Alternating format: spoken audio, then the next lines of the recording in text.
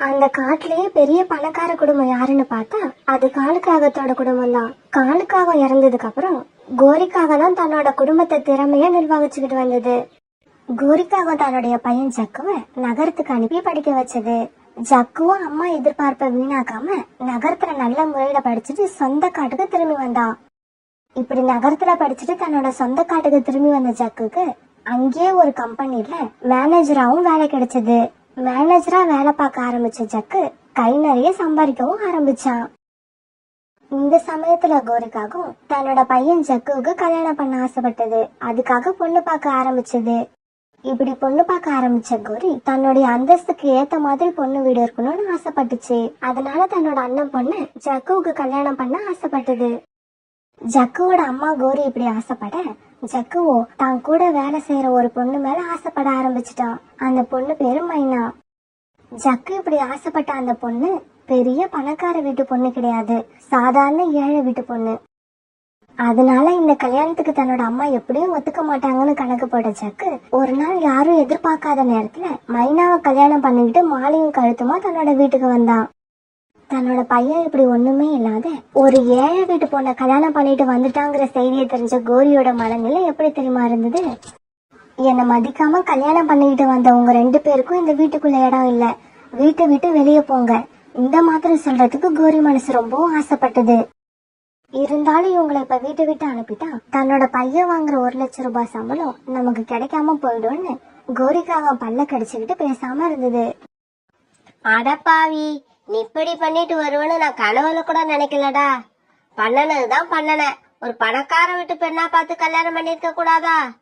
அந்த விஷயத்துல இந்த அம்மாவையே ஏமாத்திட்டியடா.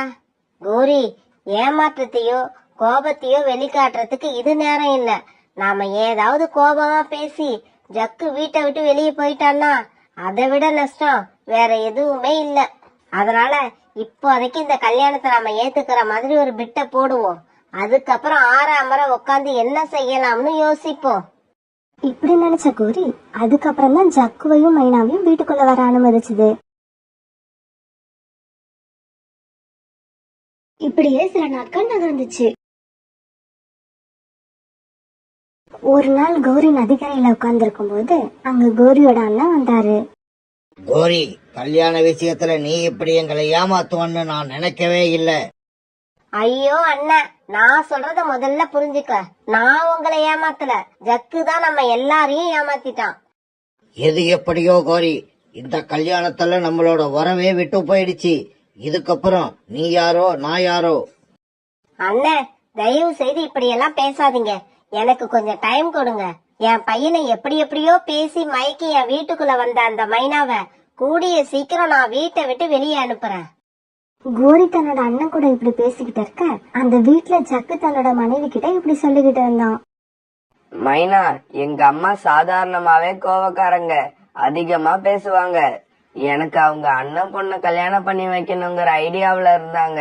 ஆனா நாம இப்ப திடீர்னு கல்யாணம் பண்ணிக்கிட்டதால உன் மேல கோபத்துல இருப்பாங்க. உன்னை எப்படி வேணாலும் திட்டுவாங்க. ஆனா நீ அதையெல்லாம் பெருசா எடுத்துக்காம எனக்காக கொஞ்சம் அட்ஜஸ்ட் பண்ணிக்க. ஜக்குஜி, அத பத்தி நீங்க கவலைப்படாதீங்க. நம்ம கல்யாணத்துல உங்க அம்மாவுக்கு விருப்பம் இல்லன்னு எனக்கு தெரியும். இதனால கொஞ்ச நாள் என் மேல கோபமா தான் இருப்பாங்க, திட்டதான் செய்வாங்க. அதெல்லாம் நான் பொறுத்துப்பேன். ஆனா அத்தை ஓவரா போறாங்கன்னு என் மனசுக்கு பட்டுது. அதுக்கப்புறம் இந்த மைனா யாருன்னு உங்க அம்மாவுக்கு நான் காட்ட வேண்டி வரும். கோரிக்காக இப்ப எல்லாம் மைனாவை திட்ட எப்ப சந்தர்ப்பம் கிடைக்கும்னு பாத்துக்கிட்டு இருந்தது.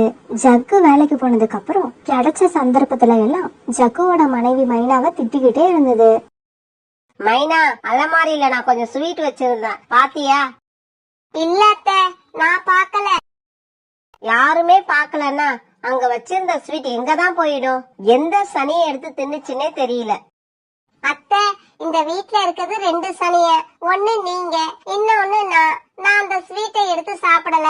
அதனால நீங்க முகம் பாக்குற கண்ணாடியை எடுத்து பாத்தீங்கன்னா எந்த சனிய சாப்பிட்டதுன்னு தெரிஞ்சு போயிடும்.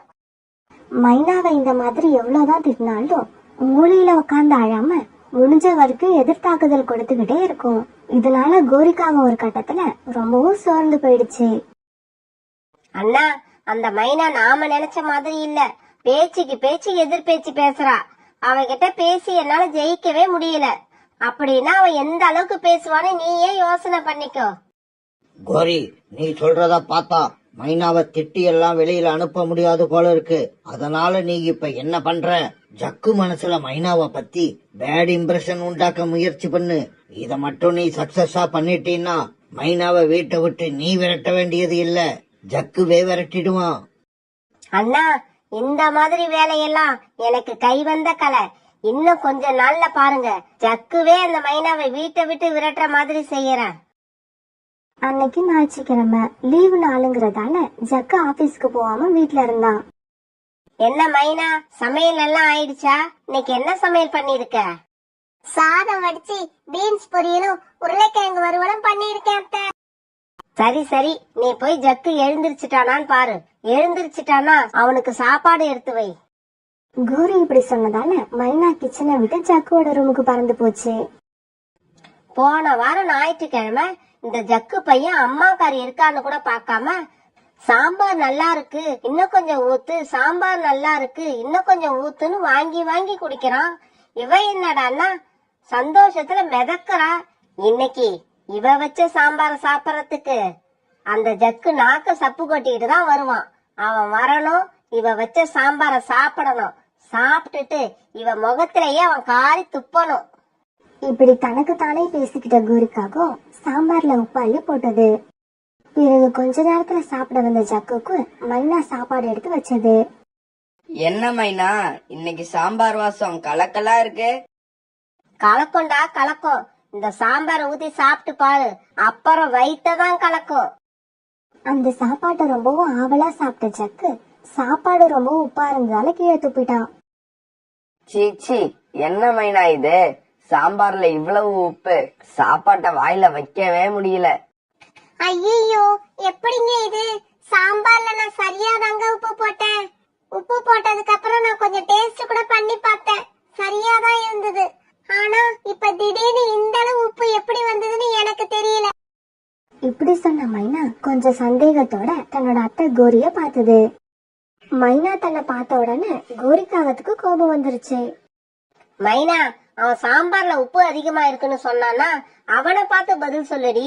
என்ன திரும்பி பார்த்தா என்ன அர்த்தம்? நானா சாம்பார்ல உப்பு அள்ளி போட்டேன்? சாம்பார்ல உப்பு அதிகமா இருக்குன்னு அவன் கோபப்பட்டு திட்டினான்னா இன்னைக்கு ஏதோ இப்படி நடந்துருச்சுங்க, இதுக்கப்புறம் இப்படி நடக்காம உப்ப கவனமா பார்த்து போடுறேன்னு சொல்ல கத்துக்கோ.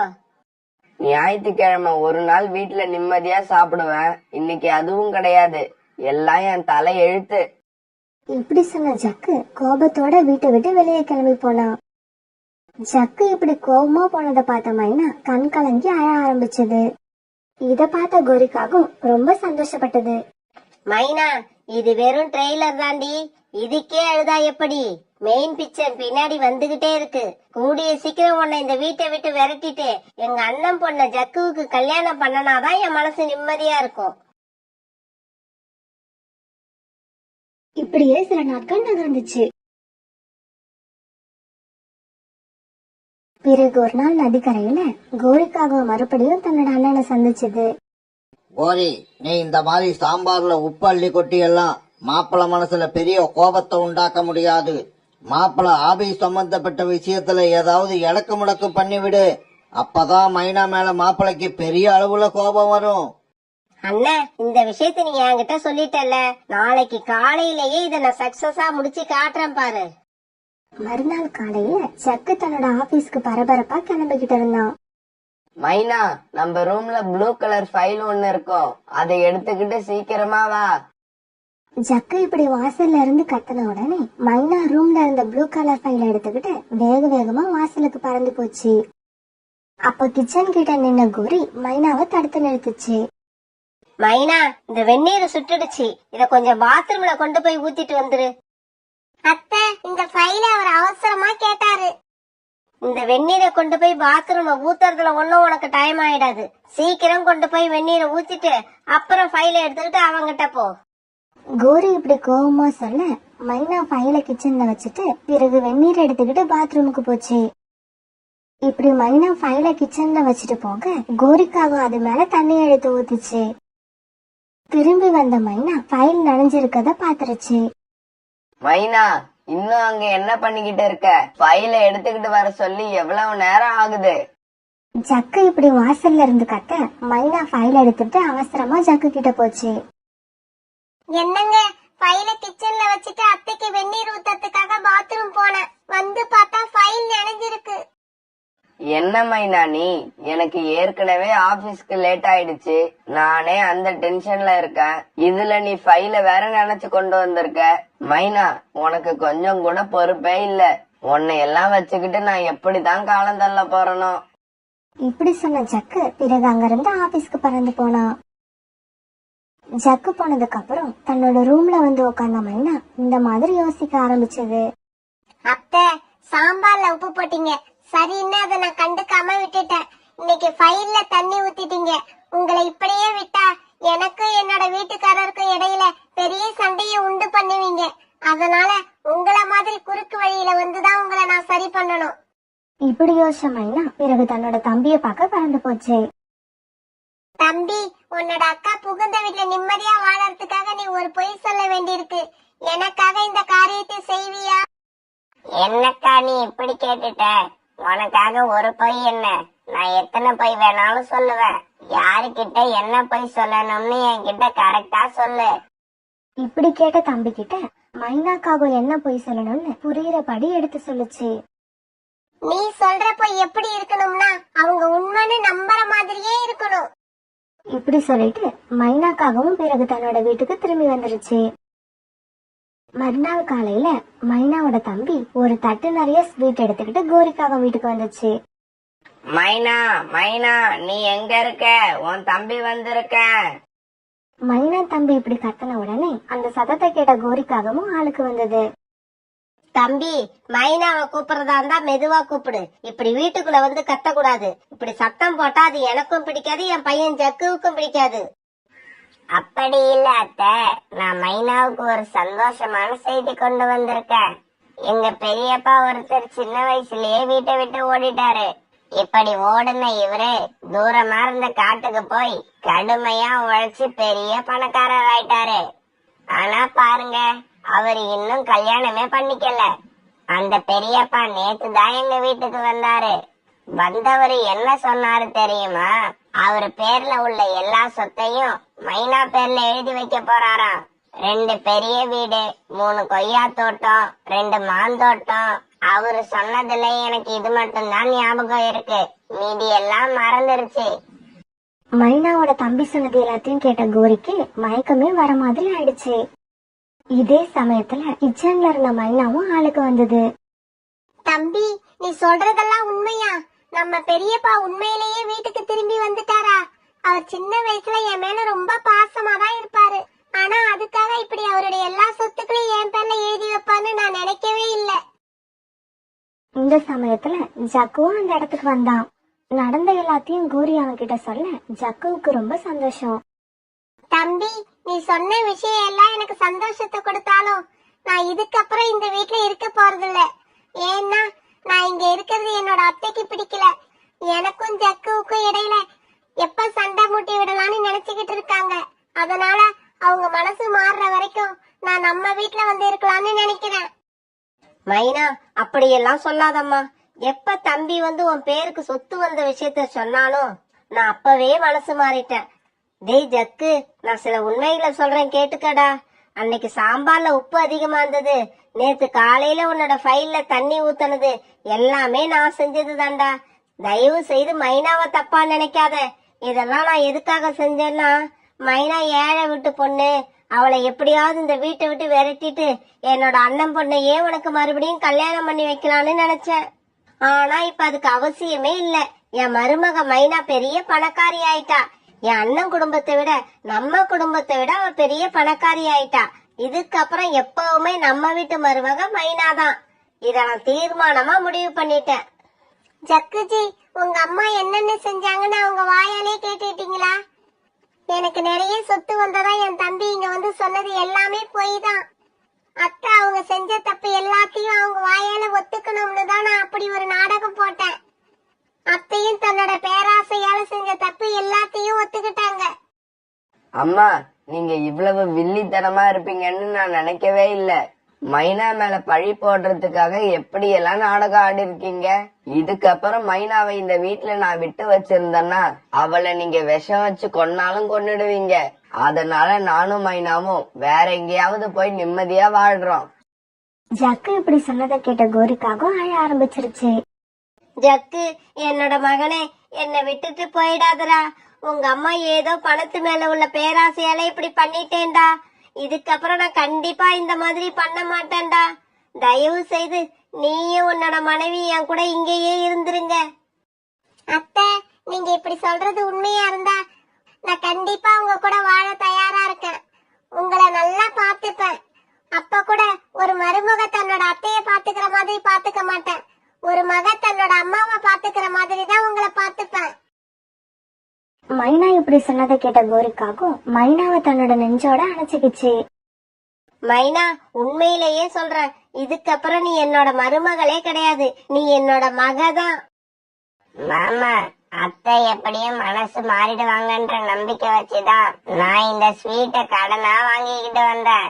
அதனால இந்த ஸ்வீட்டுக்கு ஒரு 250 ரூபா கொடுத்தீங்கன்னா நான் இந்த இடத்த காலி பண்ணிடுவேன்.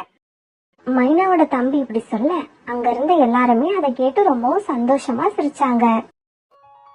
ரொம்ப ரொம்ப தூரமா இருந்த ஒரு காட்டுல ஒரு வயதான புறா வாழ்ந்து வந்துச்சு. அந்த புறாவோட மகள் ஒரு பெண் குழந்தைய பெற்று இருக்கும் பொழுது இறந்து போயிடுது. அதனால அந்த பாட்டி தன்னோட பேத்திய தானே வளர்க்க ஆரம்பிச்சது. அது தன்னோட பேத்தி கல்யாணத்துக்காக கொஞ்சம் கொஞ்சமா பணமும் சேர்த்துடுச்சு. அந்த பணத்தை தான் வீட்டுல வச்சிருக்க பயந்த அந்த வயதான பறவை அந்த பணத்தை யாருக்கிட்டையாவது கொடுத்து வச்சிருக்கலாம்னு நினைச்சது. அப்ப அது 2 நதிகளை தாண்டி இருக்கிற ஒரு காட்டுல கோரிங்கிற ஒரு பணக்கார காகத்தை பத்தி கேள்விப்பட்டு அதுகிட்ட பணத்தை கொடுத்து வச்சு பாதுகாக்கலான்னு பறந்து போய்கிட்டு இருக்கு. இந்த பறவை வழியில 2 பேரை கோரி வீடு எங்க இருக்குன்னு விசாரிச்சு கோரி வீட்டை சரியா கண்டுபிடிச்சு அங்க போறப்ப காலும் கோரியும் வாசல்லயே இருந்தாங்க. காலேஜி, யார் இது? இவ்வளவு அழுக்கான பறவை. இத பார்க்கவே அருவருப்பா இருக்கு. போ சொல்லுங்க இங்க இருந்து. கோரி, இரு, பார்க்க வயசானவங்களா தெரியுது, பாவமாவும் இருக்குது.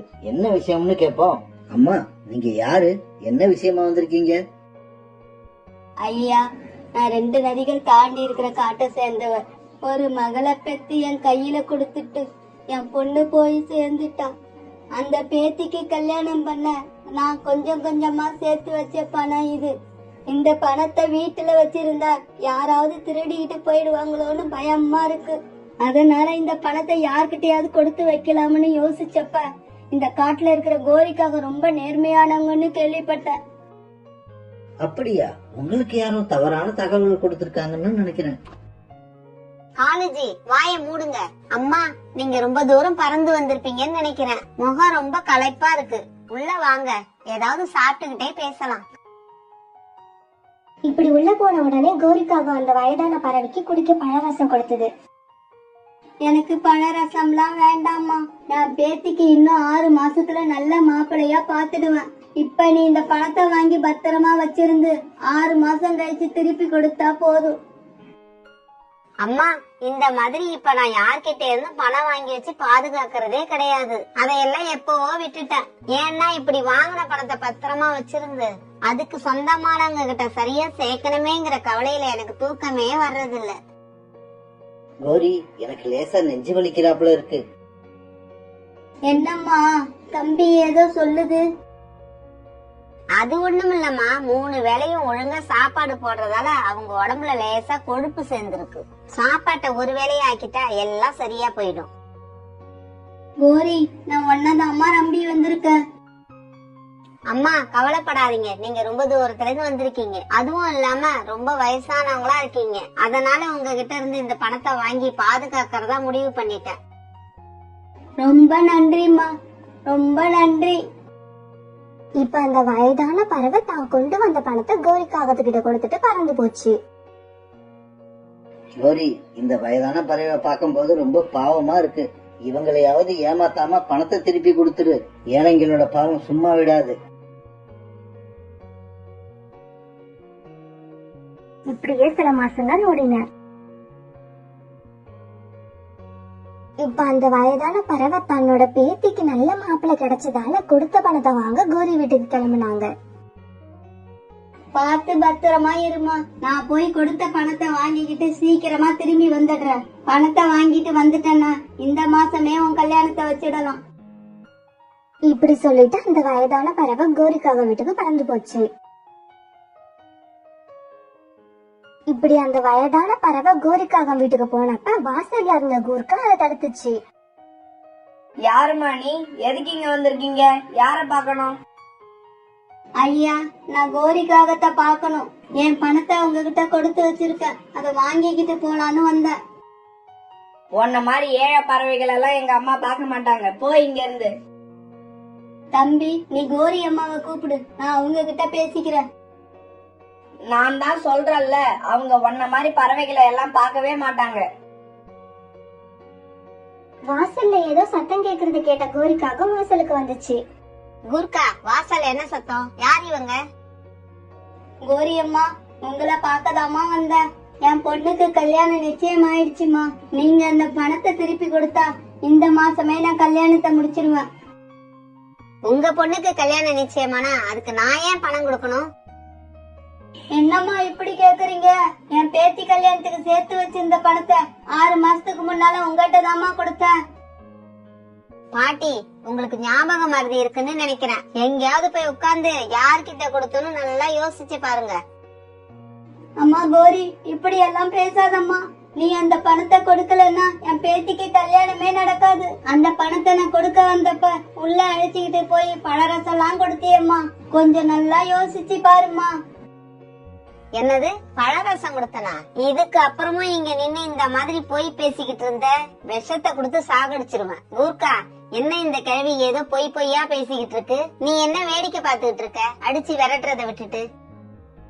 இப்படி சொன்ன கோரி பறந்து எங்கேயோ வெளியில போயிடுச்சு. அப்புறம் கூர்க்கா இந்த வயதான பறவைய விரட்டவே அது அங்கிருந்து அழுதுகிட்டே பறந்து போச்சு. கோரி வீட்ல இருந்து இப்படி கிளம்பின வயதான பறவை வீட்டுக்கும் போக முடியாம என்ன செய்யறதுன்னு தெரியாம ஒரு மரத்து மேலேயே உட்கார்ந்து அழுதுகிட்டு இருந்தது. அப்ப பக்கத்து காட்டுல இருந்து ஏதோ ஒரு வேலையா இந்த காட்டுக்கு வந்த சோனா குருவி மரத்து மேல உட்கார்ந்து அழுதுகிட்டு இருந்த அந்த வயதான பறவைய பார்த்துட்டு அவங்க கிட்ட போச்சு. பாட்டி, நீங்க யாரு? ஏன் இங்க உட்கார்ந்து அழுதுகிட்டு இருக்கீங்க? யாருகிட்ட சொல்லி என்னம்மா ஆக போகுது? என் பணம் போனதுதான். என் பேத்தி கல்யாணம் நின்னதுதான். பாட்டி, அழாதீங்க. முதல்ல உங்களுக்கு என்ன நடந்தது? பணம் எப்படி போச்சுன்னு சொல்லுங்க. நான் உங்களுக்கு கண்டிப்பா உதவுவேன். சோனா இப்படி கேட்டதுக்கு அப்புறம் அந்த வயதான பறவை நடந்த எல்லாத்தையும் சொல்லுச்சு. என்ன பாட்டி, அறிமுகம் இல்லாதவங்க கிட்ட சேர்த்து வச்ச பணத்தை எல்லாம் கொடுத்துட்டு இப்படி ஏமாந்து நிக்கிறீங்களே? என்னம்மா பண்றது? எல்லாம் என் தலையெழுத்து. இப்ப நானும் என் பேத்தியும் தற்கொலை பண்ணிக்கிட்டு சாகிறத தவிர வேற வழி இல்ல. பாட்டி, ஒரு நிமிஷம் என்ன யோசிக்க விடுங்க. இப்படி சொன்ன சோனா குருவி கொஞ்ச நேரம் யோசிச்சது. பாட்டி, நாளை காலையில 9 மணிக்கு நீங்க மறுபடியும் அந்த கோரிக்காக வீட்டுக்கு வாங்க. அங்க நானும் இருப்பேன். ஆனா என்ன தெரிஞ்ச மாதிரி காட்டிக்காதீங்க. உங்க பணம் உங்களுக்கு கண்டிப்பா கிடைக்கும். அம்மா, நீ ஏதோ தெய்வம் மாதிரி வந்து என் பணம் எனக்கு கிடைக்கும்னு சொல்ற. ஒருவேளை நீ சொல்ற மாதிரி என் பணம் எனக்கு கிடைக்கலன்னா? பாட்டிமா, ஒருவேளை அங்க உங்களுக்கு பணம் கிடைக்கலனா நான் என் பணத்தை உங்களுக்கு தரேன். போதுமா? நானும் பெரிய பணக்காரி தான். சோனா இப்படி சொன்னதுக்கு அப்புறம் தான் பாட்டி அழுவுறதையே நிறுத்தினாங்க. ரொம்ப நன்றிமா உனக்கு. சாகரத்துக்கு இருந்த 2 உயிர்களை நீ காப்பாத்திருக்க. நீ நல்லா இருக்கணும்மா. இப்படி சொல்லிட்டு பாட்டி மகிழ்ச்சியோட தான் வீட்டுக்கு பறந்து போனாங்க. இப்ப சோனா குருவி நேரா கோரிக்காக வீட்டுக்கு போச்சு.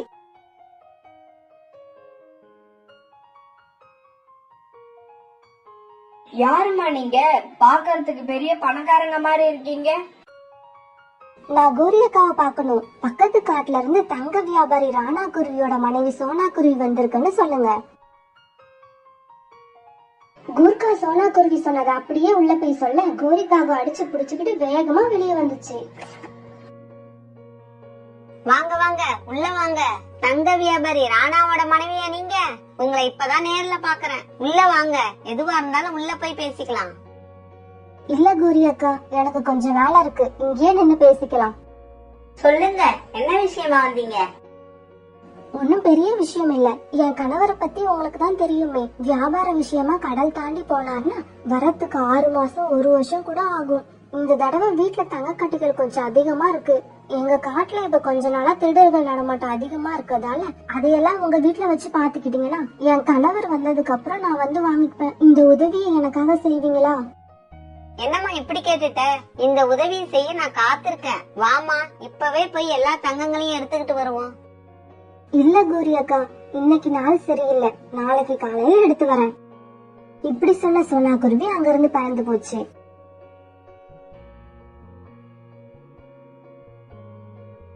சோனா வீட்டுக்கு வந்துட்டு போனதுல இருந்து கோரிக்காகத்துக்கு ரொம்ப சந்தோஷமா இருந்தது. என்னங்க, சோனாக்குருவி வீட்டுல உள்ள தங்கம் மட்டும் நமக்கு கிடைச்சிட்டா இந்த காட்டை மாதிரி 4 காட்டை நம்ம விலை கொடுத்து வாங்கலாம். கோரி, நீ ஏன் இப்படி பேராசை பிடிச்சி அலையிற? இது பேராசை இல்லைங்க, என் நீண்ட நாள் ஆசை. இப்படி சொன்ன காலு படுத்து தூங்க கோரி சோனாவோட தங்கத்தை நினைச்சுக்கிட்டே தூங்காம இருந்தது. மறுநாள் பொழுது விழுந்துச்சு. சோனா குருவி தன்னோட வீட்டுல இருந்த தங்கங்களை எடுத்துக்கிட்டு தான் பையன் சிச்சுவையும் அழைச்சுக்கிட்டு கோரிக்காக வீட்டுக்கு கிளம்பிச்சு. கோரி வீட்டுக்கு முன்னால இருந்த ஒரு மரத்துல சிச்சுவை உட்கார வச்ச சோனா அவன் கிட்ட இப்படி சொல்லுச்சு. சிச்சு, நான் சொன்னது எல்லாம் ஞாபகம் இருக்குல்ல? நல்லா ஞாபகம் இருக்குமா? அந்த வயதான பாட்டி பணத்தை வாங்கிக்கிட்டு வீட்டை விட்டு வெளியே வந்த உடனே நீ அங்க வந்து நான் சொல்லி கொடுத்ததை அப்படியே சொல்லணும். இப்படி சொன்ன சோனா தங்கங்களை எடுத்துக்கிட்டு கோரி வீட்டுக்கு போச்சு. கோரி வீட்டு வாசல்லையே சோனா குருவி எதிர்பார்த்து காலுவோட காத்திருந்தது. சோனா குருவி வந்த உடனே கோரிக்கு பேராசையால உடம்பெல்லாம் நடுங்குச்சு. காலு, என்ன மச மச நின்னுட்டு இருக்கீங்க? இந்த தங்கத்தெல்லாம் தூக்கிட்டு போய் உள்ள வைங்க. கோரி அக்கா, ஒரு நிமிஷம் இருங்க, உங்களை ஒண்ணு கேட்கணும். இந்த சமயத்துல என்ன சொன்னா கேட்க போற? சீக்கிரம் கேளு. இல்ல கோரி அக்கா, இந்த தங்கத்தை நான் திருப்பி வாங்க வரப்ப கரெக்டா கொடுத்துருவீங்கல்ல? சோனா இப்படி கேட்கவும் அந்த வயதான பாட்டி கோரி வீட்டுக்கு வரவும் சரியா இருந்தது. என்ன ஏமாத்தாதீங்க, என் பணத்தை கொடுத்துடுங்க. என்ன ஏமாத்தாதீங்க, என் பணத்தை கொடுத்துடுங்க. ஐயோ, இந்த பாட்டி வேற நேரம் கட்ட நேரத்துல வந்து தொலைச்சிருச்சு. இப்ப என்ன பண்றது? இந்த பாட்டியோட பணத்தை திருப்பி கொடுத்தாதான் சோனாவுக்கு என் மேல நம்பிக்கை வரும். நம்பிக்கை வந்தாதான் அவ தங்கத்தை நம்மள நம்பி கொடுப்பா. என்ன சோனா இப்படி கேட்டுட்ட? இதோ வராங்களே இந்த வயசான அம்மா. 6 மாசத்துக்கு முன்னால அவங்க பேத்தி கல்யாணத்துக்கு சேர்த்து வச்சிருந்த பணத்தை என்கிட்ட கொடுத்து வச்சிருந்தாங்க. நேத்து திரும்ப கேட்க வந்தப்ப சரியா அடையாளம் தெரியாம பணத்தை கொடுத்தது நீங்க இல்லன்னு சொல்லி திருப்பி அனுப்பிட்டேன். இதோ இப்ப எனக்கு நல்லா ஞாபகம் வந்துடுச்சு. பணத்தை கொடுத்துட்டு போனது இவங்களேதான். அம்மா, நீங்க இங்கேயே இருங்க, உங்க பணத்தை போய் எடுத்துக்கிட்டு வரேன். இப்படி சொல்லிட்டு உள்ள போன கோரி பாட்டி கொடுத்த மாதிரி 2 பைய கொண்டு வந்துச்சு. நான் ஒரு பை தானம்மா கொடுத்தேன். நீங்க கொடுத்தது ஒரு பை தான். நேத்து நான் அடையாளம் தெரியாம பணம் இல்லன்னு சொல்லி பெரிய தவறு பண்ணிட்டேன். அந்த தவறுக்காக எனக்கு நானே கொடுத்துக்கிற தண்டனை தான் இன்னொரு பை. இப்ப அந்த வயதான பறவை 2 பையையும் எடுத்துட்டு சந்தோஷமா பறந்து போச்சு. அடையாளம் தெரியாம இல்லன்னு சொன்னதுக்காக கொடுத்த பணத்தை மாதிரி 2 பங்கு கொடுத்து அனுப்புறீங்களே. உங்களை மாதிரி நேர்மையானவங்கள நான் பார்த்ததே இல்ல. எனக்கு இப்ப உங்க மேல எந்த சந்தேகமும் இல்ல. நீங்க அந்த தங்கங்களை தாராளமா உள்ள எடுத்துக்கிட்டு போகலாம். சோனா இப்படி சொல்லி முடிக்கிறப்ப சோனாவோட பையன் சிச்சு அவசரமா அங்க வந்தான். அம்மா அம்மா, சீக்கிரம் வீட்டுக்கு வாங்க. கடல் கடந்து வியாபாரத்துக்கு போயிருந்த அப்பா திரும்ப வந்துட்டாங்க. சிச்சு, அப்படியா? அப்பா வந்துட்டாங்களா? ரொம்ப சந்தோஷம். கோரி அக்கா, என் கணவர் திரும்பி வந்துட்டாராம். அதனால இந்த தங்கங்களை பற்றிய திருட்டு பயம் எனக்கு இனிமே கிடையவே கிடையாது. இத பாதுகாத்து வச்சிருக்கேன்னு சொன்னதுக்கு ரொம்ப நன்றி அக்கா. நான் வரேன். இப்படி சொல்லிட்டு சோனா தங்கங்கள் எடுத்துட்டு தான் பையன் கூட வீட்டை நோக்கி பறந்து போச்சு.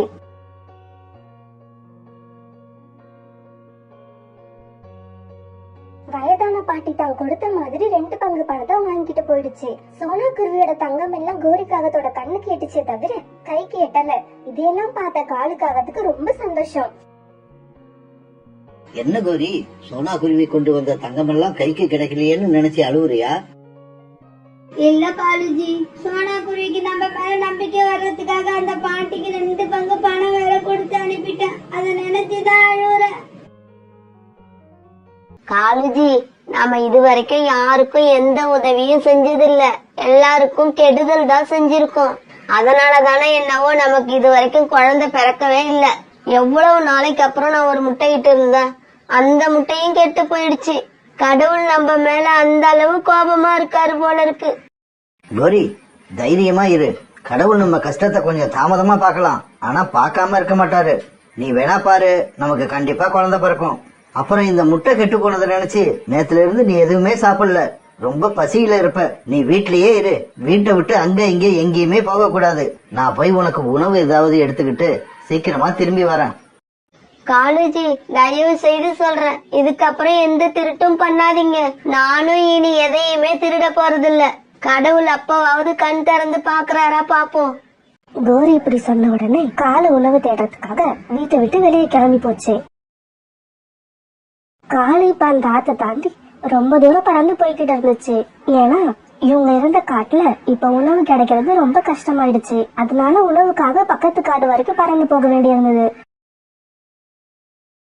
இப்படி போன காலு பக்கத்து காட்டை போய் சேர்ந்துருச்சு.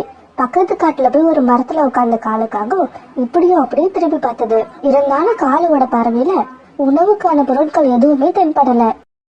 பிறகு காலுக்காக அங்கிருந்து கிளம்பலான்னு நினைக்க ஒரு மரத்து மேல இருந்த ஒரு பறவையோட கூட்ட பார்த்தது. அந்த கூட்டுல 2 முட்டைகள் இருந்தது. இப்ப என்ன பண்றது? இவ்வளவு தூரம் வந்து தேடியும் உணவு கிடைக்கவே இல்ல. இருந்தாலும் கோரிக்கு கண்டிப்பா உணவு எடுத்துக்கிட்டு போயே ஆகணும்.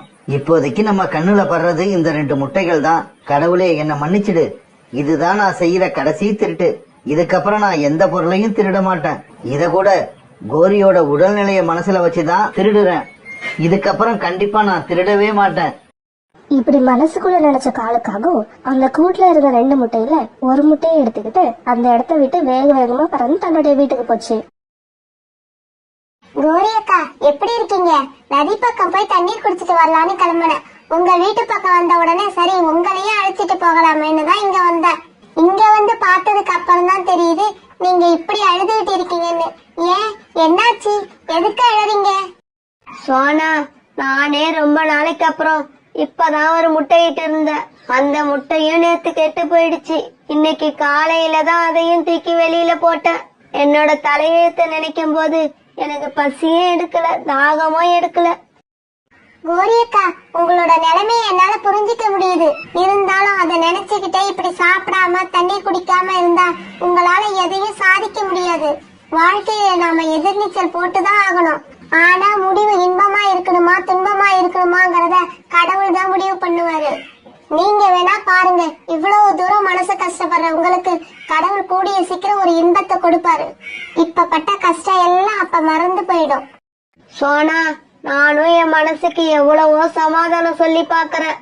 ஆனா என் மனசு சமாதானம் ஆகவே மாட்டேங்குது. நிமிஷத்துக்கு நிமிஷம் அந்த கெட்டு போன முட்டையே நினைச்சுக்கிட்டு இருக்கு. கோரி அக்கா, எனக்கு வேற டைம் ஆயிட்டே இருக்கு. ஏன்னா அங்க ஆத்தங்கரையில புறா அண்ணா எனக்காக காத்துட்டு இருக்கோம். இப்ப நாங்க ஆத்தங்கரைக்கு போய் தண்ணி குடிச்சிட்டு உடனே நாங்க உணவு தேட கிளம்பணும். பிறகு சோனா குருவி கிளம்பி நதி பக்கத்தை நோக்கி பறந்து போச்சு. ஏதோ ஒரு பறவை கூட்டுல இருந்து ஒரு முட்டையை திருடி எடுத்துக்கிட்டு வந்த காலுக்காக வழியில எங்கேயும் நிக்கவே இல்ல. ரொம்ப வேகமா பறந்து தன்னோட வீட்டுக்கு வந்து சேர்ந்துருச்சு. காலுஜி, இந்த முட்டையை எங்க இருந்து எடுத்துட்டு வந்தீங்க? எந்த பறவையோடது இந்த முட்டை? எந்த அம்மாவை ஏமாத்திட்டு இந்த முட்டையை திருடிக்கிட்டு வந்தீங்க? கோரி, இப்ப இந்த முட்டையை எடுத்துக்கிட்டு வந்திருக்கேன் பார். இதுதான் கடைசி திருட்டு. நான் வேற வழி இல்லாம தான் இந்த முட்டையை எடுத்தேன். ரொம்ப பசியில இருக்க உனக்கு என்னால வேற உணவை தேட முடியல. அதனால கடவுள்கிட்ட சொல்லிட்டு கடைசியா இந்த திருட்டை செஞ்ச. நீயும் அதே மாதிரி நினைச்சு கடவுள்கிட்ட மன்னிப்பு கேட்டு இந்த முட்டையை குடிச்சிரு. நாம 2 பேருமே இனிமே எந்த திருட்டும் பண்ண போறதில்ல. சரி கோரி, நீ முட்டையை குடிச்சிட்டு வீட்டுல இரு. நான் நதி பக்கம் போய் கொஞ்சம் தண்ணீர் குடிச்சிட்டு வந்துடுறேன். இப்படி சொன்ன காலு தண்ணீர் குடிக்க நதி பக்கம் பறந்து போச்சு. கோரி இப்ப அந்த முட்டையை எதுவுமே செய்ய தோணாம அந்த முட்டையே பாத்துக்கிட்டு உட்கார்ந்து வந்தது. இப்படி முட்டையை மறைச்சு பாத்துக்கிட்டே உட்கார்ந்து இருந்த கோரியோட மனசுல இப்ப ஒரு ஐடியா வந்தது. இப்படி அந்த ஐடியா வந்த உடனே கோரிக்கு ரொம்ப சந்தோஷம் ஆயிடுச்சு. உடனே அந்த முட்டையை தூக்கி கொண்டு வந்து தான் உட்கார கூட்டுக்குள்ள மறைச்சு வச்சது.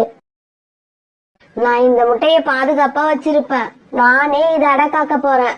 இதுல இருந்து வர குழந்தைய என் குழந்தையாவே வளர்ப்பேன். நான் இனிமே பழைய கோரியா இருக்க போறதில்ல. ஒரு நல்ல தாயா இருக்க என்னென்ன தகுதி வேணுமோ அது எல்லாத்தையும் நான் எனக்கு உண்டாக்கிக்க போறேன். காலண்ணா, இன்னைக்கு கோரி அக்கா வீட்டுல போய் பார்த்தேன். அவங்க முட்டை கெட்டு போனதால ரொம்ப சோகமா இருக்காங்க. பார்க்கவே பாவமா இருக்கு. நான் ஒரு விஷயத்த சொல்லலாம்னு தான் நினைச்சேன். இருந்தாலும் நான் சொன்னா கோவப்படுவாங்களேன்னு நினைச்சு சொல்லாம வந்துட்டான். ஆனா இப்ப உங்ககிட்ட சொல்றேன், கேட்டுக்கோங்க. மத்த பறவைகளுக்கு கெடுதல் நினைக்கிறத விட்டுருங்க. திருடி சாப்பிடுறத மறந்துருங்க. நல்ல பறவையா உண்மையான பறவையா மாறுங்க. அப்புறம் பாருங்க, கடவுள் உங்களுக்கு குழந்தைய கொடுத்து கண்டிப்பா சந்தோஷப்படுத்துவாரு. சோனா, தீய காரியங்கள் எல்லாம் பண்றது தப்புன்னு நாங்களே யோசிச்சு நானும் கோரியும் திருடுறது, பொய் சொல்றது எல்லாத்தையும் விட்டுட்டோம். இது உண்மை, எங்களை நம்பு. அன்னைக்கு சாயங்காலம் ஆச்சு. சோடா குருவி காலுக்காகவும் அவங்கவுங்க கூட்டுக்கு பறந்து போனாங்க. கோரி, நான் கொண்டு வந்த முட்டைய சாப்பிட்டியா? உடம்பு இப்ப என்ன எப்படி இருக்கு? காலேஜி, நான் அந்த முட்டையை சாப்பிட்டுட்டேன். இப்ப எனக்கு உடம்பு கொஞ்சம் தேவலாம். இருந்தாலும் நான் இப்ப சொல்றத கடைசியா கேட்டுக்குங்க. இதுக்கப்புறம் நீங்க எப்பவுமே எந்த பறவையோட முட்டையும் திருடக்கூடாது. ஏன்னா முட்டைங்கிறது ஒரு உணவு பொருள் இல்ல, அது உள்ள ஒரு அம்மாவோட உயிரே இருக்கு. கோரி, என்ன நம்பு. நான் இனிமே முட்டைன்னு இல்ல, எந்த பொருட்களையுமே திருட மாட்டேன். பிறகு ராத்திரி ஆச்சு. காலுக்காகவும் தன்னோட கூட்டுல படுத்து தூங்கிடுச்சு. ஆனா காலு தூங்குறதுக்காக காத்துக்கிட்டு இருந்த கோரிக்காக்கும் காலு தூங்குனதுக்கு அப்புறம் அந்த முட்டை மேல ஏறி உட்காந்து அதுக்கு கதகதப்பு கொடுத்து அடக்காக்க ஆரம்பிச்சது. மறுநாள் பொழுது விடிஞ்சிச்சு. மறுநாள் காலையில கண் வச்ச புறா நேரா சோனா குருவி வீட்டுக்கு வந்தது. சோனா குருவி, இன்னைக்கு நம்ம உணவு தேட மலை பக்கம் போகலாம். அங்க ஒரு நெல் வயல் நல்லா விளைஞ்சிருக்குன்னு கேள்விப்பட்டேன். அப்புறம் எனக்கு இன்னைக்கு கூட நெல்மணி சாப்பிடணும்னு ரொம்ப ஆசையா இருக்கு. புராணா, உங்க பேச்சை கேட்டுக்கிட்டு நானும் வரேன். ஆனா சாப்பிட கண்டிப்பா அங்க ஏதாவது கிடைக்கணும். பிறகு அவ்வளவு தூரம் போயிட்டு சாப்பிட எதுவும் கிடைக்காம சும்மா திரும்பி வர மாதிரி ஆயிட போகுது. இல்ல சோனா, கண்டிப்பா கிடைக்கும். நேத்து அந்த பக்கம் போயிட்டு வந்த பறவைகளை நல்லா விசாரிச்சுட்டு தான் நான் வரேன். இவங்க ரெண்டு பேரும் இப்படி பேசிக்கிட்டு இருக்கும் போது அங்க கோரிக்காக பறந்து வந்தது. சோனா, நான் எவ்வளவு வேகமா தெரியுமா பறந்து வரேன். எங்க நான் வர்றதுக்கு முன்னாடி நீ உணவு தேட கிளம்பிடக் கூடாதுன்னு வேண்டிக்கிட்டே வந்தேன். அப்படியா? அப்படி என்ன கோரி அக்கா முக்கியமான விஷயம் என்ன பாக்குறதுக்கு? சோனா, உங்ககிட்ட ஒரு முக்கியமான விஷயத்த பத்தி கொஞ்சம் சந்தேகம் கேட்கணும். கேளுங்க அக்கா, எந்த விஷயமா இருந்தாலும் என்ன கேளுங்க. எனக்கு தெரிஞ்சதை நான் சொல்றேன். சோனா, நாம இட்ட முட்டை கெட்டு போகாம இருக்கணும்னா ஒரு நாளைக்கு நாம அந்த முட்டை மேல எத்தனை மணி நேரம் உட்காரணும்? எந்தெந்த சமயங்கள்ல உட்காரணும்?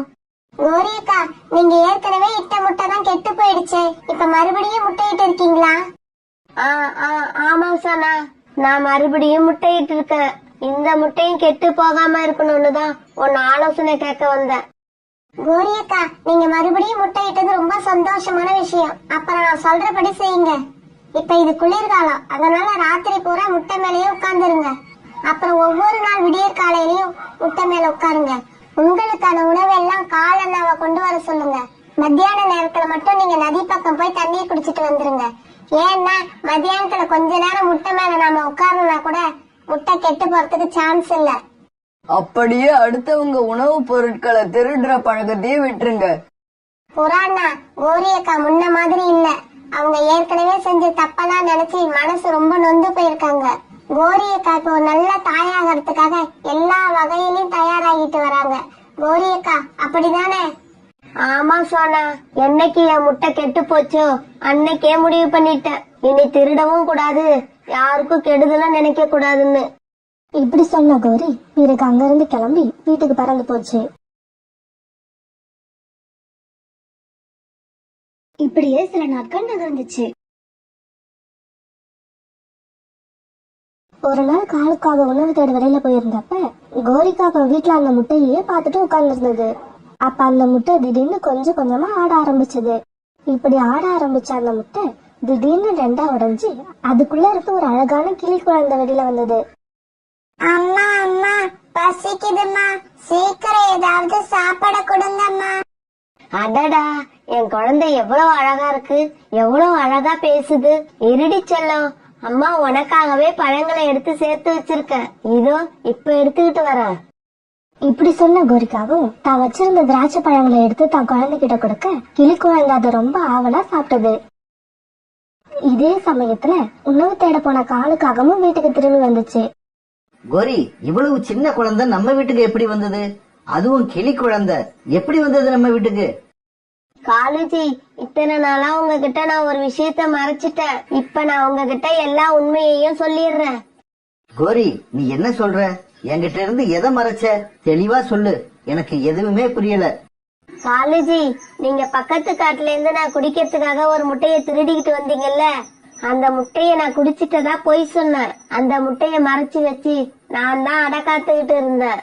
இப்பதான் அந்த முட்டையில இருந்து இந்த கிளி குழந்தை வெளியே வந்தது. கோரி, நீ செஞ்சதெல்லாம் சரின்னே வச்சுப்போம். ஆனா இந்த கிளி குழந்தைய இப்ப நம்மளால வளர்க்க முடியுமா? இது கிளி, நாமெல்லாம் காகங்கள். காலுஜி, இந்த கிளி குழந்தைய என்னால வளர்க்க முடியும். எனக்கு நம்பிக்கை இருக்கு, நான் வளர்த்து காட்டுவேன். இந்த கிளிய வளர்க்கறதுக்கு நீங்க சம்மதம் மட்டும் சொன்னா போதும், மீதி எல்லாத்தையும் நான் பாத்துக்கிறேன். கோரி, நீ இந்த கிளி குழந்தைக்கு ஒரு அம்மாவா இருக்க தயாரா இருக்கலாம். ஆனா என்னால இந்த குழந்தைக்கு ஒரு அப்பாவா இருக்க முடியாது. இந்த கிளி குழந்தைக்காக என்னால உணவு தேடி எடுத்துக்கிட்டு வர முடியாது. பரவாயில்ல காலுஜி, ஒரு அம்மாவா இருந்து இந்த குழந்தைக்கு என்னென்ன செய்யணுமோ எல்லாமே நானே செய்யறேன். ஆனா கூடிய சீக்கிரம் நீங்களும் இந்த குழந்தை மேல அன்பு செலுத்த ஆரம்பிப்பீங்க பாருங்க. இப்படி சொன்ன கோரிக்காகவும் தன்னோட குழந்தைய முதுகுல தூக்கிக்கிட்டு நதிக்கரையை நோக்கி பறந்து போச்சு. கோரியக்கா, இந்த கிளி குழந்தைய பார்த்தா இன்னைக்கு பிறந்த மாதிரி இருக்கு. இது எப்படி உங்க கூட வந்தது? சோனா, உங்ககிட்ட இருந்து நான் எதையும் மறைக்க விரும்பல. என்னோட முட்டை கெட்டு போன அன்னைக்கு காலேஜி பக்கத்து காட்டுல இருந்து நான் சாப்பிடறதுக்காக ஒரு முட்டைய திருடிக்கிட்டு வந்துச்சு. எனக்கு அந்த திருட்டு முட்டைய சாப்பிட விருப்பம் இல்லாம காலுக்கிட்ட இருந்து மறைச்சு வச்சிருந்தேன். அத பாதுகாத்து வச்சிருந்தேன். அத நானே அடக்காத்தேன். அந்த முட்டையிலிருந்து இந்த கிளி குழந்தை இப்பதான் வெளியே வந்தது. கோரியக்கா, நீங்க செஞ்சது ஒரு பெரிய நல்ல காரியம்தான். நீங்க செஞ்ச காரியத்தை நினைச்சா எனக்கே உங்களை பாராட்டதான் தோணுது. இருந்தாலும் இந்த முட்டையை எழுந்துட்டு நிக்கிற அந்த அம்மாவை பத்தி நீங்க ஒரு நிமிஷம் யோசிச்சீங்களா? அந்த தாய் மனசு இந்நேரம் எவ்வளவு கஷ்டப்பட்டுட்டு இருக்கும். சோனா இப்படி பேசுனதெல்லாம் கேட்டு கோரியோட கண்ணுல இருந்து கண்ணீர் வர ஆரம்பிச்சது. கோரியக்கா, நீங்க இந்த கிளி குழந்தைய நீங்களே வளர்க்கறதா முடிவு பண்ணிட்டீங்களா? என்ன சொன்னா? என்ன பார்த்து இப்படி கேக்குற? குழந்தைக்காக நான் எவ்வளவு ஏங்கிக்கிட்டு இருந்தேன்னு உனக்கு தெரியாதா? கடவுளா பார்த்து கொடுத்த இந்த குழந்தைய நான் கண்டிப்பா கைவிட மாட்டேன். இந்த குழந்தையோட அம்மா இதை வளர்க்கறத விட 1000 மடங்கு நான் அன்பா வளர்ப்பேன். இந்த குழந்தைக்காகவே என்கிட்ட அந்த தீய பழக்கத்தை எல்லாத்தையும் விட்டுட்டேன். இந்த குழந்தைய ஒரு நல்ல பறவையா வளர்த்து காட்டுவேன். கோரியக்கா, நீங்க பேசுறதெல்லாம் கேட்கும் போது எனக்கு சந்தோஷமா தான் இருக்கு. இருந்தாலும் இந்த குழந்தையால இப்ப எதுவும் உங்களுக்கு பிரச்சனை இல்ல. என்னைக்காவது ஒரு நாள் இந்த குழந்தையோட அம்மாவுக்கு உண்மை தெரிஞ்சதுன்னா உங்களுக்கு பிரச்சனை வரும்னு நினைக்கிறேன். பிறகு சாயங்காலம் ஆச்சு. சோனா குருவி தன்னோட வீட்டுக்கு பறந்து போச்சு. கோரிக்காகமும் தன்னுடைய கிளி குழந்தைய தூக்கிக்கிட்டு தங்களுடைய வீட்டை நோக்கி பறந்து போச்சு. கோரி, நீ இந்த கிளி குழந்தைய வளர்க்கணும்னு ஆசைப்பட்டா இந்த குழந்தைய வீட்டை விட்டு வெளியில அழைச்சிக்கிட்டு போகாத. இந்த குழந்தைய பார்த்தா மத்த பறவைகள் எல்லாம் என்ன கிண்டல் பண்ணுவாங்க. ஏன்னா காகத்தோட குடும்பமும் கிளிகளோட குடும்பமும் வேற வேற. நம்ம ஜாதிக்கும் கிளி ஜாதிக்கும் ஒத்து வராது. காலேஜி, ஒரு நல்ல அம்மாவுக்கு ஜாதி எல்லாம் கண்ணுக்கு தெரியாது, குழந்தை மட்டும்தான் கண்ணுக்கு தெரியும். அம்மா, அப்பா என்ன பார்த்து பார்த்து உங்ககிட்ட ஏதோ கோபமா பேசுறாங்களே, என்னம்மா பேசுறாங்க? டிங்கு, உங்க அப்பாவுக்கு இப்ப உன் மேல அன்பே இல்ல. ஆனா நீ அத நினைச்சு கவலைப்படாத. நீ இன்னும் கொஞ்சம் வளர்ந்துட்டினா உன் மேல அன்பு செலுத்த ஆரம்பிச்சிடுவாங்க. பிறகு ராத்திரி ஆச்சு. எல்லாரும் படுத்து தூங்குனாங்க. இப்படியே சில நாட்கள் நகர்ந்துச்சு. ரீட்டா, நம்மளோட பையன் இப்ப கொஞ்சம் கொஞ்சம் பறக்க ஆரம்பிக்கிறான்ல. இன்னும் கொஞ்ச நாள்ல நம்ம உணவு தேட போறப்ப அவனும் நம்ம கூட வர ஆரம்பிச்சிருவான். என் குழந்தை இப்ப விளையாட துணை இல்லாம தனியா உட்கார்ந்து இருக்கிறத பார்த்தா எனக்கு மனசு ரொம்ப கஷ்டமா இருக்குங்க. என்னோட இன்னொரு முட்டையை எந்த கழுகு திருடிட்டு போய் குடிச்சிச்சோ, அந்த முட்டை மட்டும் என்னிடம் திருட்டு போகாம இருந்திருந்தா இந்நேரம் அந்த குழந்தையும் பிறக்க ஆரம்பிச்சிருக்கோம். ரீட்டா, இந்த குழந்தைய பார்த்து சந்தோஷப்படத்துக்க திருட்டு போன முட்டைய மறந்துரு. அதையே நினைச்சுக்கிட்டு இருந்தா உன்னால நிம்மதியா இருக்க முடியாது. நானும் அதை மறக்கணும்னு தான் நினைக்கிறேன். ஆனா என்னையும் அறியாம அப்பப்ப அந்த முட்டை நினைப்பு வந்துகிட்டே இருக்கு. சரி ரீட்டா, சீக்கிரம் கிளம்பு. இன்னைக்கு நாம கடற்கரை பக்கம் போகணும். அங்க சுவையான கொய்யா பழங்கள் நிறைய இருக்குன்னு கேள்விப்பட்டேன். பிறகு அந்த கிளியோட குடும்பம் கடற்கரையை நோக்கி பறந்து போச்சு. நம்ம கிட்ட இருந்த திருட்டு போன முட்டையில இருந்து வெளிவந்த கிளி குழந்தை இப்ப பக்கத்து காட்டுல ஒரு காகம் குடும்பத்துல வளருதுங்கிற விஷயம் இவங்க யாருக்குமே தெரியாது. கோரி, கடற்கரை பக்கம் உள்ள காட்டுல இப்ப பழங்கள் கொஞ்சம் அதிகமா கிடைக்குதுன்னு கேள்விப்பட்டேன். அதனால நான் இன்னைக்கு அந்த பக்கம் தான் போறேன். ஆனா இந்த குழந்தைக்கு என்னால உணவு கொண்டு வர முடியாது. இந்த குழந்தைக்கு உணவு வேணும்னா அதை நீயே உன்னோட சொந்த முயற்சியில கொண்டு வந்துக்க. இதை கேட்ட அந்த கிளி குழந்தை அழ ஆரம்பிச்சது. காலுஜி, உங்களுக்கு கொஞ்சம் கூட இரக்கமே கிடையாதா? நீங்க சொன்னதை கேட்டுட்டு இந்த குழந்தை எப்படி அழுவுது பாருங்க. இந்த குழந்தை உங்களை அப்பானே நினைச்சுக்கிட்டு இருக்கு. நீங்க இது உங்களோட குழந்தையா கூட நினைக்க வேண்டாம். இது கிட்ட வெறுப்ப காட்டாமலாவது இருங்க. கோரி இப்படி சொல்ல அதுக்கு எந்த பதிலும் சொல்லாம காலுக்காக வீட்டை விட்டு பறந்து போச்சு. இப்படி கிளம்புன காலுக்காக கடற்கரை பக்கம் உள்ள காட்டை நோக்கி பறந்து போச்சு. இப்படி பறந்து போன காலுக்காக கொஞ்ச நேரத்துல கடற்கரை பக்கம் உள்ள காட்டுக்கு போய் சேர்ந்துருச்சு. அங்க நிறைய மரங்கள்ல வகை வகையான பழங்கள் இருந்துச்சு. இதையெல்லாம் பார்த்து ரொம்ப சந்தோஷமான காலுக்காக ஒரு மரத்துல உட்கார்ந்து கொஞ்சம் பழங்களை சாப்பிட்டது. நாம இன்னைக்கு வீட்டுக்கு திரும்பி போகும்போது கோரிக்கு நிறைய பழ வகைகளை கொண்டு போலாம். இப்படி நினைச்சு ரொம்ப சந்தோஷப்பட்ட காலு சாப்பிட்ட களைப்பு போக ஒரு மரத்தோட அடியில படுத்து லேசா கண்ணை மூடிச்சு. இப்படி கண்ணை மூடின காலுக்காக கொஞ்ச நேரத்துல தன்னை அறியாம நல்லா தூங்கிடுச்சு. இப்படி காலுக்காக தூங்கின கொஞ்ச நேரம் கழிச்சு அந்த மரத்து மேல ஒரு கழுகு வந்து உட்கார்ந்தது. அப்படி வந்து அந்த கழுகு உட்கார்ந்த கிளை ஏற்கனவே உடைஞ்சு போய் அந்த மரத்தோட லேசா ஒட்டிக்கிட்டு இருந்த கிளை. அப்படி இருந்த அந்த வலிமை இல்லாத கிளை மேல கழுகு வந்து உட்கார்ந்த உடனே கழுகோட பாரம் தாங்காம அந்த கிளை முறிச்சுக்கிட்டு கீழே விழுந்தது. அப்படி விழுந்த கிளையும் நேரா மரத்தை கீழே தூங்கிக்கிட்டு அந்த காலுக்காக மேல போய் விழுந்தது. என்ன காப்பாத்துங்க, என்ன காப்பாத்துங்க, யாராவது என்ன காப்பாத்துங்க, என் மேல மரத்தோட கிளவுன்னு விழுந்து இருக்கு, என்ன யாராவது காப்பாத்துங்க. இப்படி கத்தின காலுக்காகவும் அந்த கிளைய கீழே தலை எவ்வளவோ முயற்சி பண்ணுச்சு. இருந்தாலும் காலுக்காகத்தால அந்த கிளைய அசைக்க கூட முடியல. இப்படி முயற்சி செஞ்சுக்கிட்டு இருந்த காலுக்காக ஒரு கட்டத்துல உடல் ரொம்ப களைச்சு போய் யாராவது வந்து தூக்கி விட மாட்டாங்களா அப்படின்னு எதிர்பார்க்க ஆரம்பிச்சது. அங்க காலுக்காகத்தோட வீட்டுல கடற்கரை பக்கம் உள்ள காட்டுக்கு போன காலுக்காகவும் சாயங்காலம் ஆகியும் வீட்டுக்கு திரும்பலான்னு உடனே கோரிக்காகவும் கவலைப்பட ஆரம்பிச்சது. டிங்கு, காலையில போன உங்க அப்பா சாயங்காலம் ஆகி இன்னும் வீடு திரும்பல. எனக்கு என்னவோ பயமா இருக்கு. வா, நம்ம சோனா குருவி வீட்டுல போய் விசாரிச்சு பாப்போம். ஒரு சமயம் சோனா குருவியும் உங்க அப்பா கூட போயிருந்தாலும் போயிருக்கலாம். இப்படி சொன்ன கோரிக்காகவும் மகன் டிங்குவை கூட்டுக்கிட்டு சோனாக்குருவி வீட்டுக்கு போச்சு. கோரி அக்கா, உங்க பையன் இப்ப பெருசா வளர்ந்துட்டான்ல, இப்ப நல்லா பறக்கவே ஆரம்பிச்சுட்டான். அப்புறம் நீங்க இவனை விட்டு ஒரு நிமிஷம் கூட பிரிஞ்சு நான் பார்த்ததே இல்ல. ஆமா சோனா, கடவுள் எப்படியோ இவனை என்கிட்ட கொடுத்து என்னோட எல்லா துக்கத்தையும் சந்தோஷமா மாத்திட்டாரு. இப்ப இவனை பிரிஞ்சு என்னால ஒரு நிமிஷம் கூட இருக்க முடியாது. அப்புறம் சோனா, உங்க அண்ணன் காலேஜ் காலையில உணவு தேட கடற்கரை பக்கம் உள்ள காட்டுக்கு போனவரு இன்னும் திரும்பி வரல. அதான் உனக்கு ஏதாவது செய்தி தெரியுமான்னு கேட்டுட்டு போகலான்னு வந்தேன். கோரியக்கா, காலையில போன கால அண்ணன் இந்நேரம் திரும்பி வந்திருக்கணுமே, ஏன் இன்னும் வரல? ஏதாவது கஷ்டத்துல மாட்டிக்கிட்டாங்களா? சோனா, நான் இப்ப காலேஜை தேடிட்டு கடற்கரை பக்கம் உள்ள காட்டுக்கு போக போறேன். ஆனா எனக்கு கடற்கரை பக்கம் உள்ள காட்டுக்கு போறதுக்கான வழி சரியா தெரியாது. நீ கொஞ்சம் என் கூட வந்து போகிறதுக்கு வழி காட்ட முடியுமா? எனக்கு என்னவோ காலேஜை நினைச்சா ரொம்ப பயமா இருக்கு. காலேஜ் எங்க போனாலும் சீக்கிரம் வீட்டுக்கு வந்துருவாரு. இவ்வளவு நேரம் தாமதம் ஆக்கினதே கிடையாது. கோரியக்கா, கவலைப்படாதீங்க, நானும் உங்க கூட வாரேன். எனக்கு கடற்கரை பக்கம் உள்ள காட்டுக்கு போறதுக்கான வழி நல்லா தெரியும். வாங்க, நம்ம சீக்கிரம் கிளம்புவோம். சோனாகுருவி இப்படி சொல்ல பிறகு 3 பேரும் கிளம்பி கடற்கரை பக்கம் உள்ள காட்டை நோக்கி பறந்து போனாங்க. இவங்க போன பயணம் என்னவோ கொஞ்சம் தூரம் அதிகம் தான். இருந்தாலும் இவங்க 3 பேரும் வழியில எங்கேயுமே நிக்காம பறந்து போனதால சீக்கிரமா கடற்கரை பக்கம் உள்ள காட்டை போய் அடைஞ்சாங்க. பறவையே, எங்க காட்டை சேர்ந்த காகம் ஒண்ணு காலையில இந்த காட்டுக்கு வந்தது. ஆனா இப்ப வரைக்கும் திரும்பி வரல. பறவைகளே, நான் கொஞ்ச நேரத்துக்கு முன்னாடி இந்த பக்கம் வரும்போது வழியில ஒரு காகம் மரத்தடியில படுத்து தூங்கிக்கிட்டு இருக்கிறத பார்த்தேன். ஆனா நீங்க தேடிக்கிட்டு வந்த காகம் அதுவா என்னன்னு எனக்கு தெரியாது. இப்படி சொன்ன அந்த பறவை அங்கிருந்து பறந்து போயிடுச்சு. சோனா, மரத்துக்கு அடியில படுத்து தூங்குதுன்னா அது கண்டிப்பா காலுவாதான் இருக்கும். என் காலுதான் எங்க படுத்தாலும் உடனே தூங்கிடும். சரி வா, நாம இன்னும் கொஞ்ச தூரம் முன்னால போய் அது காலுதானான்னு கன்ஃபார்ம் பண்ணிப்போம். இப்படி பேசிக்கிட்டு இவங்க இப்ப இன்னும் கொஞ்சம் முன்னாடி நோக்கி பறக்க ஆரம்பிச்சாங்க.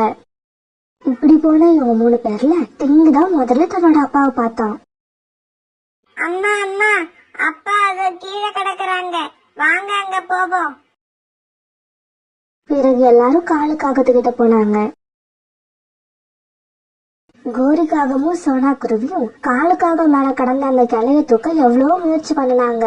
ஆனா அவங்களால கிளைய அசைக்க முடிஞ்சதே தவிர கிளைய தூக்க முடியல. காலுஜி, இப்ப என்ன செய்யறதுன்னே தெரியல. உங்க மேல கிடக்குற அந்த மரத்தோட கிளைய எங்களால அசைக்க கூட முடியல.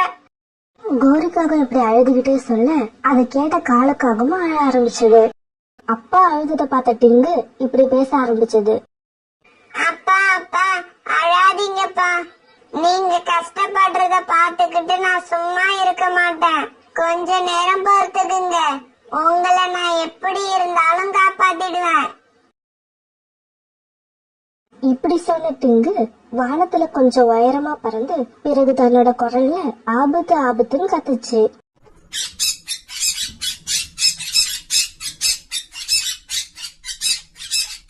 டிங்குவோட ஆபத்து குரல கேட்ட நிறைய கிளிகள் உடனே அந்த இடத்துக்கு வேகமா பறந்து வந்தாங்க. என்னோட அப்பா அந்த மரக்கிளைக்கு கீழே மாட்டிக்கிட்டாங்க. தயவு செய்து எல்லாரும் அந்த மரக்கிளைய தூக்கி எங்க அப்பாவை காப்பாத்துங்க. டிங்கு கிளி இப்படி சொன்ன உடனே எல்லா கிளிகளும் அந்த மரக்கிளைய தூக்கி காலுவை காப்பாத்திட்டாங்க. இப்படி அந்த மரக்கிளைய தூக்கி காலுவை காப்பாத்தின உடனே மீதி எல்லா கிளிகளும் பறந்து போயிட்டாங்க, ஒரு 3 கிளிகளை தவிர. அந்த கிளிகள் ரீட்டா, ரீட்டாவோட கணவன், அவங்களோட குழந்தை. தங்களோட இனத்தை சேர்ந்த ஒரு கிளி காகத்தை அப்பா அப்பான்னு கூப்பிட்ட உடனே ஆச்சரியப்பட்டுதான் அவங்க 3 பேரும் அங்கேயே நின்னாங்க. ரீட்டா, இங்க பாத்தியா? இந்த கிளி குழந்தையோட உயரம், ரெக்கையோட அளவு எல்லாம் நம்ம குழந்தை மாதிரியே இருக்கு. ஆமாங்க, நீங்க சொல்றது உண்மைதான். இது கண்டிப்பா நம்மளோட குழந்தையாதான் இருக்கணும். இதுல கொஞ்சம் கூட சந்தேகமே இல்ல. ஆன்ட்டி, நான் உங்களோட குழந்தை இல்ல. இதோ இந்த காகங்கள் தான் என்னோட அம்மா அப்பா. டிங்கு கிளி இப்படி சொன்னதை கேட்ட காலுவோட கண்ணுல இருந்து இப்ப கண்ணீர் வர ஆரம்பிச்சது. உண்மையை சொல்லுங்க, நீங்க எல்லாம் யாரு? இந்த கிளி குழந்தை உங்ககிட்ட எப்படி வந்தது? இது எங்களோட குழந்தை தானே? காலேஜி, வாங்க நாம இந்த இடத்தை விட்டு போவோம். என்னோட குழந்தைய நான் யார்கிட்டயும் கொடுக்க மாட்டேன். இவன் என்னோட குழந்தை, இவன் எனக்கு வேணும். நானும் அம்மாதான். அப்ப என் குழந்தை எனக்கு தேவையில்லையா? இந்த குழந்தைய பிரிஞ்சு நான் எவ்வளவு கஷ்டப்பட்டேன்னு எனக்கு தான் தெரியும்.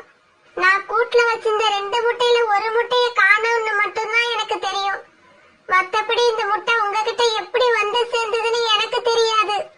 அந்த கிளி இப்படி சொன்ன உடனே இப்ப சோனா குருவி, கோரிக்காவும் காலுக்காகவும் இவங்க 3 பேருக்குமே அந்த கிளி குழந்தை அவங்களோட குழந்தைதாங்கிற உண்மை தெளிவா புரிஞ்சது. உண்மைதான், உங்க கூட்டுல இருந்து முட்டைய திருடிக்கிட்டு போனது நான் தான். நான் அந்த முட்டைய என் மனைவிக்கு உணவா எடுத்துக்கிட்டு போனேன். ஆனா கோரி அந்த முட்டைய கொல்ல விரும்பல. எனக்கு தெரியாமலே அதை பாதுகாத்து வச்சிருந்து இந்த குழந்தை வெளிவந்த உடனே அதை தன்னோட சொந்த குழந்தையாக்கிக்கிட்டா. இந்த குழந்தைய அவளேதான் வளர்க்கிறா. இந்த குழந்தை மேல அவ உயிரையே வச்சிருக்கா. தயவு செய்து இந்த குழந்தைய மட்டும் கேட்டுறாதீங்க. இது வரைக்கும் இந்த குழந்தை இல்லாம தன்னால வாழ முடியாதுன்னு கோரி மட்டும்தான் சொல்லுவா. ஆனா இப்ப என்னாலயே இந்த குழந்தை இல்லாம வாழ முடியாது. சோனா குருவிக்கு என்ன பண்றதுனே தெரியல, யார் பக்கம் பேசுறதுன்னு தெரியல. 2 பேருமே குழந்தை வேணும்னு கேக்குறாங்க. இதுல என்ன முடிவு எடுக்கிறதுன்னு தெரியாம சோனா குருவி தவிச்சுக்கிட்டு இருந்தது. அப்ப அந்த பக்கமா ஒரு பெரிய பறவை ஒண்ணு பறந்து வந்தது. அது இந்த இடத்துல கூட்டமா பறவைகள் நிக்கிறத பார்த்த உடனே இங்க வந்து இப்படி கேட்டது. பறவைகளே, எதுக்காக இங்க எல்லாரும் கூட்டமா நிக்கிறீங்க? என்ன பிரச்சனை? இப்படி கேட்ட அந்த பறவைக்கு சோனா குருவி நடந்த எல்லா விஷயத்தையும் தெளிவா ஆரம்பத்துல இருந்து எடுத்து சொல்லுச்சு. இப்ப இங்க உள்ள பிரச்சனையே இந்த குழந்தைய யார் எடுத்துக்கிட்டு போய் வளர்க்கறது அப்படிங்கறதுதான். கிளியோட கூட்டுல இருந்து காகம் முட்டைய திருடிக்கிட்டு போனது தப்புதான்.